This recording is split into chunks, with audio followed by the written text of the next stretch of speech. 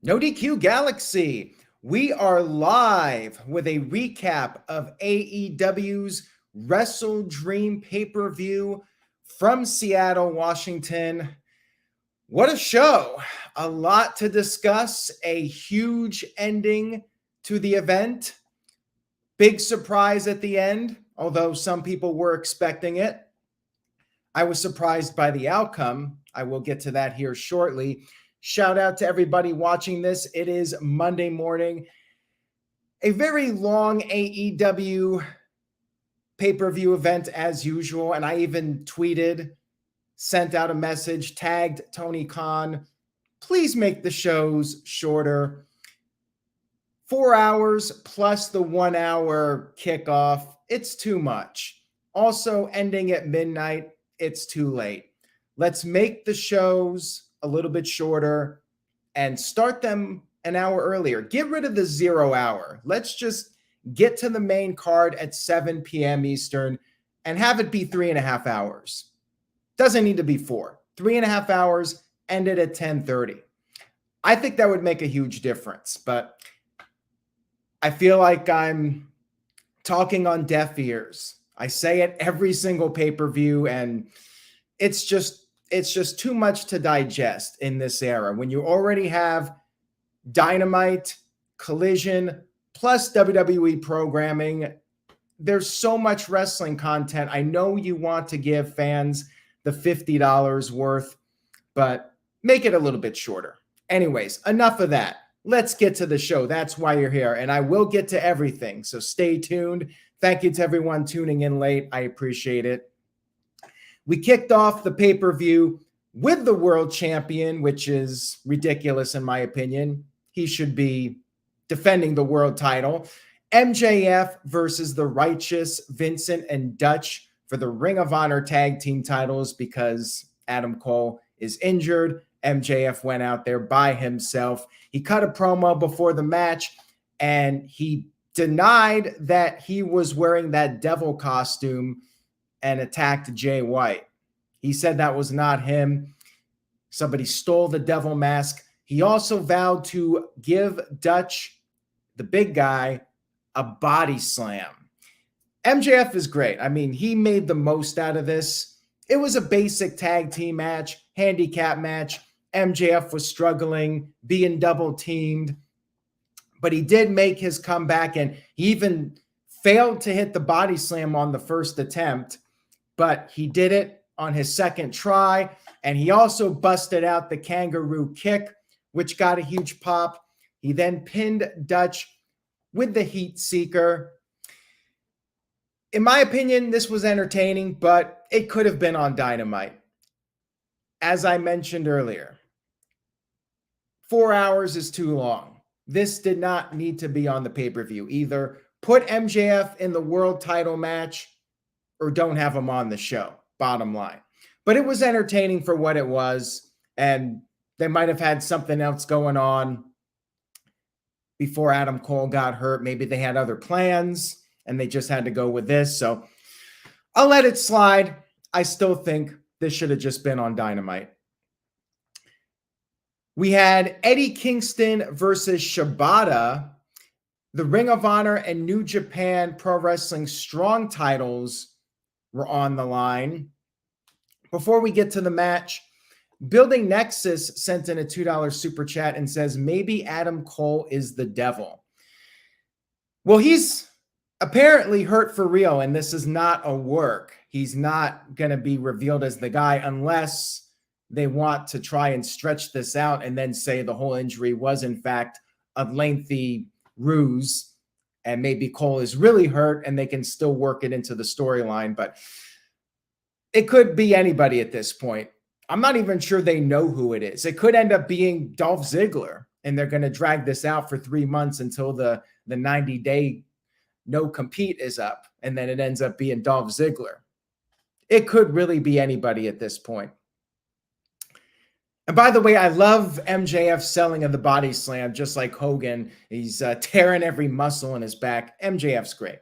Anyways, Eddie Kingston and Shibata, too many titles here. The Ring of Honor title, you got the New Japan title. For what it was, though, Match was really good, hard hitting. They did the chops back and forth.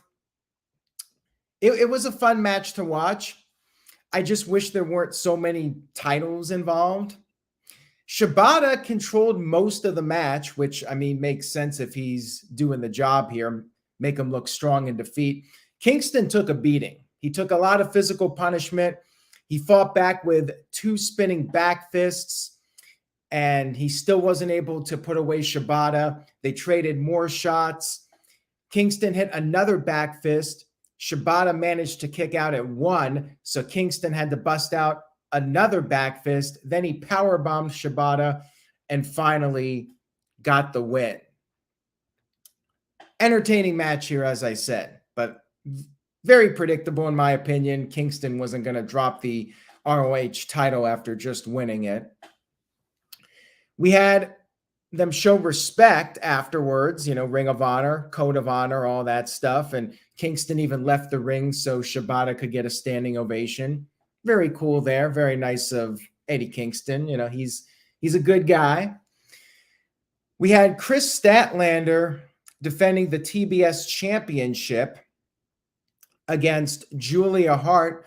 Good match here. Julia Hart, maybe her best showing to date. Definitely has some potential. This character she has as part of the House of Black seems to be working out for her, and she's building momentum. Even with this loss, it still looks like she has a bright future ahead. And crowd was very much into it. Julia could not put away the champ, though. She put on the heartless submission. Kris was able to power out of it, and then Julia even hit a moonsault, which got a "This is awesome" chant from the crowd. And I do agree with Matthew. This is the problem with the 4-hour show, and you have to have a women's match on, but you know, it's third match of the evening, and they're not going to be given a lot of time compared to some of the other matches. But yeah, good for what it was. And Kris was able to finish off Julia. She had a tombstone pile driver, and then the Sunday Night Fever. I guess the name of the move depends on the night she's using the move. She picked up the win to retain the championship. Not really surprised at this one. Moving on here, we had the Young Bucks versus the Lucha Brothers versus the Guns, Austin and Colton Gunn, versus Orange Cassidy and Hook in a 4-way tag team match to determine which team will face the champs in a future match. And the winners of this match get to choose when they have their match. And we did speculate when we did the no DQ predictions video. By the way, if you're new, welcome. Some new people tuning in tonight. If you're enjoying this live stream, I recap every show. Well, almost every show. Not Collision every week. Sometimes you have a WWE pay-per-view. Sometimes I just don't feel like it. But I'm here for pretty much every show. Consider hitting that subscribe button, youtube.com/AaronRiftNoDQ or nodq.com/YouTube. Easy way to get to the YouTube page. I appreciate you tuning in and checking this out. Hopefully you enjoy it. So we had Nick Jackson and Ray Phoenix starting off the match, and they have a match coming up on Dynamite for the international title. So this was a little preview for that. Something happened with Phoenix, though. He started selling his shoulder, and he tagged out very early in the match, and Phoenix ended up being taken out, and he never returned. It wasn't one of those scenarios where he came back later on. He was out of the match, so hopefully he's okay, but apparently he got hurt during that match with Jon Moxley, and not sure what happened here, unless this was just part of the design of the match. It went on very competitive with everybody involved, and pretty much what you would expect in a Young Bucks match, with not much of the referee keeping things under control. You know, everybody would get in the ring doing their big moves. Bucks coming in, hitting all the super kicks. And the Bucks did manage to pin Penta to win the match. It was a good match, and I do agree with this comment. It did feel like a Dynamite match. Didn't really hit like the Young Bucks' top matches on pay-per-view, but still, very good match here. I'm not surprised they won, as we talked about in the predictions. I know people are not happy about the EVPs winning, but they already teased another match with FTR at All In. And then you got Full Gear coming up in Los Angeles, Southern California. There's also a Dynamite coming up in Ontario, California, which is not too far from Rancho Cucamonga, where they grew up. I mean, I fully expected the Young Bucks to win this. So it is what it is. They're going to have a fourth match, even though FTR won 2 out of 3. Feud continues. They're going to fight forever. You know, it is what it is. We had Hangman Adam Page versus Swerve Strickland. Swerve from the Seattle area. He was way over as a babyface in this match. This was probably the first match on this show that really felt like a pay-per-view quality match. Like, these guys went all out in this one. Lots of heat. Page was getting heavily booed. Swerve was the babyface, even though Prince Nana was out there doing his dancing routine and interfering in the match. So yeah, Page and Swerve went back and forth. They were fighting on the outside of the ring. They came back in the ring, and lots of near falls in this one. Swerve did hit the Swerve stomp and the house call kick, but Page kicked out. Page kept kicking out. Swerve could not put him away. Swerve missed a stomp on the apron, and then Page hit him with Deadeye on the steel steps on the outside of the ring. And then back in the ring, Page went for the buckshot lariat. Swerve avoided that. And then Swerve stomped on the arm of Page. Page rolled to the apron. Page appeared to be in trouble. The doctors were checking in on him. And then Swerve came off the top with a Swerve stomp on the apron, got him back in the ring, came off the top with a 450 splash. Page kicked out again, and then Swerve applied an arm submission. Page got his foot on the rope. Page avoided another stomp, finally hit the buckshot lariat, but could not make the cover right away because his arm was injured, courtesy of Swerve's submission. And then Page was finally able to make the cover, and that's when Prince Nana put Swerve's foot on the rope. Referee ejected Nana from the ringside area. Crowd was booing this. Despite the heel tactics, they wanted Swerve to win. And then while the referee was distracted with Nana, Swerve hit Page with Nana's crown. Page still kicked out, so Page was really kicking out of everything. So Swerve hit 2 more house call kicks and finally scored the pinfall victory over Page with the JML driver, as he calls it. It was a hell of a match. A lot of near falls, and Page did take the L in this, but it damn near took Swerve everything possible to defeat Hangman Adam Page. And I sense that this feud is far from over. Walter Cruz sent in a $2 super chat talking about the super kicking bullshit. Hey, that's the Young Bucks. That's their thing. They throw super kicks like Ric Flair throws a chop. That's just their style. That's 2023 for you. And now they're starting to do Canadian destroyers all the time as just a regular move. I mean, what's next? What else can they do? What insane move can just be a regular move 5 years from now? Let me know in the comments. We had Ricky Starks versus Wheeler Yuta. I like Ricky Starks a lot, but this match did not need to be on this pay-per-view. This was another match that they could have cut from the show, and I think it actually would have been a stronger show. Crowd was not really into it either, and I think that they kind of saw this match as a bathroom break, time filler, go to the concessions. Like, it was surprisingly quiet for a Ricky Starks match. Wheeler Yuta, I mean, I'm not really that into him. Ricky Starks I like a lot, but it just wasn't the right time to do this match, coming off of Swerve and Page, and then with a lot of big matches to come. The fans got to take a break. They got to rest, and us at home have to rest too. So I didn't really care about this match, and they really didn't try to make this an all-time classic or anything. It was a good match here. You had Jon Moxley on commentary. You had Big Bill coming out there and helping out Starks, and Starks did pick up the victory, speared him, Ramshambo. Pretty much what I expected out of this.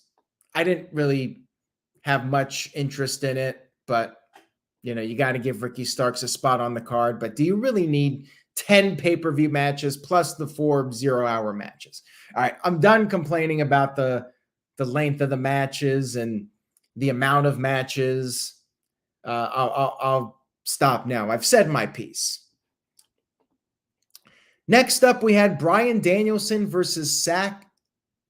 I keep saying Zack Sabre Jr. Zack Sabre Jr. Not Sack Sabre Jr., although I kind of like that name better. Zack Sabre Jr. It's a little bit easier to say. Zack Sabre Jr. in a match to determine who's the best technical wrestler in the world. This was a hell of a match. Not much of a story behind it other than two guys that are great technical wrestlers want to see who's the best. That's what it was all about.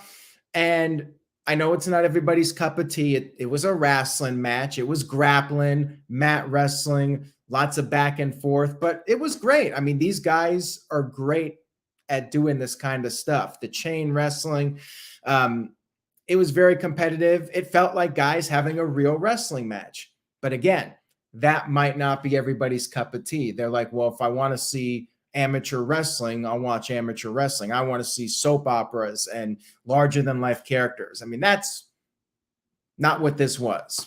This was two guys going out there and having a worked technical wrestling match. It was what it was. And they did a damn good job. There's not too many guys that could do this better than these guys. So I thought it was great for what it was. And on a card with all sorts of different types of matches and drama and spectacles, like I liked it a lot. I thought they delivered. And people that wanted to see a great technical match, they got their money's worth for sure. I'm not going to go into too much about it. It was a lengthy, competitive match, back and forth. Crowd was giving them standing ovations multiple times. Bryan was targeting Zack's leg, his knee, and Zack was targeting Bryan's arm. Remember, Bryan had the broken arm. So each of them was targeting the other guy's injured body part. And it took a lot for Bryan to get the win. I figured Bryan would win in his home state of Washington. He did hit the running knee. Sabre kicked out of it, and Bryan had to hit another one to get the win. Awesome match. I mean, definitely, I think deserves to be considered as a match of the year contender. And then Nigel McGuinness was funny. He was really vocal. So was Moxley. Jon Moxley was on commentary for this, and he was using profanity. And I think he said he got fined for it. Like, Moxley was very animated. Moxley actually did a great job. Like, he was talking about their technical strengths in the ring. He actually did a very good job with the color commentary in this, and he definitely displayed some color. That's for sure with his language. He was entertaining, and the match was great. Bryan did pick up the victory. So yeah, it delivered what you were wanting to see out of it. And, I would say it's a match of the year contender for sure. Bryan wanted a handshake afterwards, but Zack declined. He left the ring, and it was brought up how Bryan won with a strike. He hit the knee strike, and that can make the argument that Zack was the better technical wrestler. So they made Zack look strong in defeat. Bryan gets his win in Seattle. Yeah, awesome stuff. Robbie says, sad sack Sabre. Yeah, say that 5 times fast. All right, next up we had Chris Jericho and the Golden Lovers against the Don Callis family. Another entertaining match here. You got a lot of talented people in this one. Heated match. Crowd chanting F you Callis at Don. You had Omega and Ospreay starting the match. They have their history. And Sammy Guevara would tag in, but then when Jericho tagged in, he quickly tagged out. So they teased that Jericho would have to wait to get his hands on Guevara. And chaos erupted. Everybody started brawling. Referee had to restore order, and the bad guys did slow the pace down for a while. And then you had Jericho in trouble. He was being triple teamed. Ibushi came to his aid. You had Ibushi and Takeshita. They have the history in Japan. They were going at it for a while. And it was, at this point, it was like a tornado tag team match. Like, you know how it goes. They really throw the tag team rule book out the window. Like, everybody's in there. They're making tags, but like people are just coming in and out of the ring all the time. No 5 counts or anything. Like, it's just pandemonium, complete carnage. So it ended up down to Jericho and Guevara in the ring. Ospreay ended up saving Guevara, taking the bullet, getting hit with the Judas effect instead of Guevara. Guevara was the legal man, so Ospreay saved his team. Referee got distracted by Ospreay when Jericho was trying to pin Guevara. Don Callis then took the baseball bat, Jericho's bat, hit Jericho with it, and Guevara got the pin on Jericho to get the heat, build up his momentum in his feud with Jericho. So very good match here. I think it was the right finish. Guevara really needed to get the win here in his first big match as a heel and get some heat on Jericho. So yeah, I enjoyed this one a lot. Jesse sent in a 125, not sure the currency, super chat. Thank you for that, Jesse. I appreciate it. Says, hello, Aaron. Got to watch you live, but I'm a bit late. We'll watch you on demand later. Watching from the Philippines. Edge's debut was goosebumps. And I guess that's a little spoiler for those of you that aren't aware of how the show ended, which is probably not too many of you at this point. But we will get to that here in just a few moments. Again, thank you to everybody for watching this live. I appreciate your viewership and support. If you like the video, please give it a thumbs up and consider subscribing at nodq.com/YouTube. That's an easy way to get to the NoDQ YouTube channel. And basically redirects you to the YouTube channel. nodq.com/YouTube. Hit that subscribe button and leave a comment. Leave a regular comment on the page and let me know your thoughts, what you liked, what you didn't like about this show. And I make sure to read every comment, and sometimes I'll respond.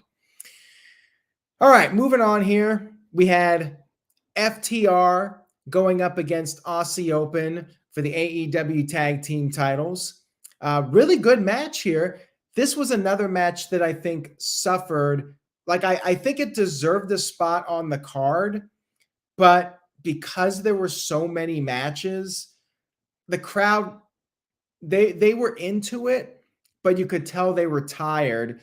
And it was hard for me, too, to really get invested in this match just because it was already so long of a pay-per-view. I knew the main event was coming and a lot was going to go down there. So anyways, started off pretty standard, back and forth with the two teams, and eventually Aussie Open started to dominate the match. They worked over the back of Cash Wheeler. They did the thing where they smashed Harwood and Wheeler's backs into each other. And they knocked Harwood off the apron, so Wheeler could not make the tag. Eventually, Harwood came in. Some great offense by Harwood. He was in there. He was cleaning house. But then Aussie Open regained the upper hand. They almost won with their double team move, the Aussie Arrow. Wheeler tagged back in, but he almost got pinned as well. And then FTR started to make their comeback. They did the Power and Glory superplex top rope splash on Davis. Fletcher broke up the pin, and then things broke down again with everybody. And Aussie Open almost won again, but Harwood saved Wheeler at the last second. And then FTR took out Davis. They gave him a spike pile driver on the apron. And then back in the ring, FTR hit a super shatter machine to pin Kyle Fletcher and retain their tag team titles, which means we will eventually see FTR versus the Young Bucks Part 4. Probably at Full Gear. Maybe that Dynamite in Ontario, California. Likely one of those two locations. Building Nexus sent in a $5 super chat. Thank you for that. I appreciate it. Says, do you think Don Callis walking out on the Blackpool Combat Club comes back to haunt him at some point? Well, it looks like the Blackpool Combat Club are back to being baby faces, so it would not shock me to see the Don Callis family versus the Blackpool Combat Club at some point. I would expect to see that happen. I mean, Moxley acting like a baby face now, Bryan, obviously, and Claudio and Wheeler was against the heel Ricky Stark. So it does feel like they're back to being baby faces. All right, so now, here we go, guys. The main event of the evening, Christian Cage versus Darby Allin. 2 out of 3 falls match for the TNT Championship. And feel free to leave your comments. If you want a super chat, I will get to all the super chats. So now's your time to send them in if you wanted to comment on the big ending. I'm going to get to that here in just a few moments. But let's get to the match, which was quite the spectacle. And going into this, I was 9-0 with my predictions. I picked Darby to win. Did he win? Let's get to it. So Christian was wearing a turtleneck, and he sent Luchasaurus to the back, by the way. He was going to try to do this on his own. Darby came out in his hometown, gave his skateboard to a young fan at ringside. They went back and forth in the early moments. Darby used Christian's turtleneck against him, brought it up here in front of his face, and then pinned him with the jackknife. Christian was very angry about this, so he turned up the aggression, and Darby made a comeback, hit the code red. Christian kicked out. Darby kept trying to pin Christian, could not get the job done, and then they were on the outside of the ring. Christian started trash talking at Nick Wayne's mom. Nick Wayne lost during the kickoff, by the way, the 0 hour. Nick Wayne lost to Luchasaurus, and Nick Wayne's mom was very upset at that. But here Christian was taunting Nick Wayne's mom. She threw water at him, and that gave Darby an opportunity to make a comeback. He delivered the coffin drop to the outside of the ring. He got Christian back in the ring, went for another coffin drop, but Christian got his knees up. And then Christian set up the steel steps on the outside of the ring. And this was a very awkward moment on the show. So I think the idea was Christian was going to like suplex Darby onto the steel steps below from the apron, but Christian noticed like the steel steps were too far away. So he kind of just dropped him on the floor, and then he like suplexed Darby onto the steel steps from the floor. But then they decided to try and actually do the spot from the apron. So they went back on the apron, and then Christian like basically body slammed Darby off the apron onto the steel steps. Like, it was brutal. Like, whatever they were going for here, it did not look pretty. Like, Darby's back. Like, I don't know how you can safely do this. Like, it looked like he got his back pretty messed up. And I was like legit concerned for Darby's well-being here. Darby got counted out. Could not make the 10 count. Somehow this was not a DQ, by the way, like throwing somebody on the steel steps. I guess if you don't pick up the weapon, but he did pick it up. I guess you have to pick it up and use it with your hands to count as a DQ. I mean, it's ridiculous. But anyways, you had the medical people coming down. They put Darby on a stretcher, and then you had Christian jumping off the top rope with a big splash onto Darby, who was laid out on the stretcher. Christian's 48, 49 years old at this point doing this stuff, by the way. So, he was definitely trying to make this a pay-per-view worthy main event here. He got Darby back in the ring, and Christian had exposed the ring boards while Darby was being checked out by the medical team. So the ring was just the bare boards, no padding or anything. And he tried to finish off Darby. He actually hit the kill switch on the boards. Darby kicked out. And then Darby hit the coffin drop after hitting the Scorpion Death Drop on the boards. Christian kicked out of that. And then Christian gave Darby a sunset flip powerbomb onto the exposed boards. Went for a spear, but accidentally took down the referee.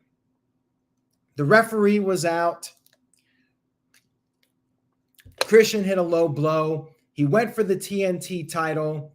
He was going to use the TNT title, but then Nick Wayne came in, grabbed the title away from Christian, and this was the Vince Russo swerve. Like, Nick Wayne is standing there next to Darby, acting like he's protecting his friend, but like, it's just way too obvious where this is going. Like, he's going to hit Darby. And sure enough, Nick Wayne hits Darby Allin with the TNT championship, turning heel. And they were acting like this might not have been a long-term plan. Like, maybe after losing to Luchasaurus, something snapped in Nick Wayne and he felt he had to make a change. Christian did pick up the victory here with the help from Nick Wayne. And then after the match was over, they continued their attack. And then Sting showed up. And this was weird because the crowd was very quiet. Sting came out there and like you could almost hear a pin drop in the arena. It's like, I think fans were expecting a certain rated R superstar and he did not show up. So they thought, oh, it's just Sting. And they were very quiet, like dead quiet for Sting. Then Luchasaurus showed up. So it was once again 3-on-2. And at this point, the crowd started realizing, wait a minute, now there's another guy that needs to come out here. And sure enough, the lights go out. We have a little vignette with somebody driving in a car in Seattle. And then Metalingus hits. And it is, in fact, the former Edge, Adam Copeland, is All Elite. The rumors were true. It's been rumored for weeks now since that last WWE match that he was going to head to AEW. And sure enough, he's here in AEW. He came out there and he acted like he was going to help Christian. He was going to deliver the concerto to Darby Allin. But Edge turned against Christian. He attacked Christian, Luchasaurus, and Nick Wayne with the steel chair. He gave Nick Wayne the spear, and then he shook hands with Sting as the pay-per-view went off the air. So yes, Edge, Adam Copeland, he is Adam Copeland, just using his real name, He has the Metalingus Alter Bridge theme song. Wait, that's the wrong super chat here. D. Martin 5th sent in a $5 super chat. Says, save this to the end, but does Adam Copeland own or license the rights to Alter Bridge's Metalingus?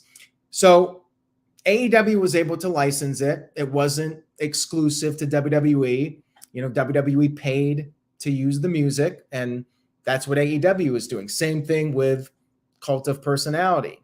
WWE licensed the music. Punk left. UFC licensed it when Punk was fighting there. And then when Punk went to AEW, they licensed the music. So yeah, that's the deal here. They were able to use the music. Obviously, WWE owns the name Edge.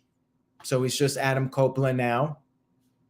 And yeah, great ending. I mean, they did a tremendous job there debuting Edge out there at the end to send the fans home happy. And looks like we're going to see Edge versus Christian for the TNT title at some point. They'll probably do a tag match with Edge and Sting teaming up together against Luchasaurus and Christian. They'll probably do a 6-man. So you got a lot of matches right there.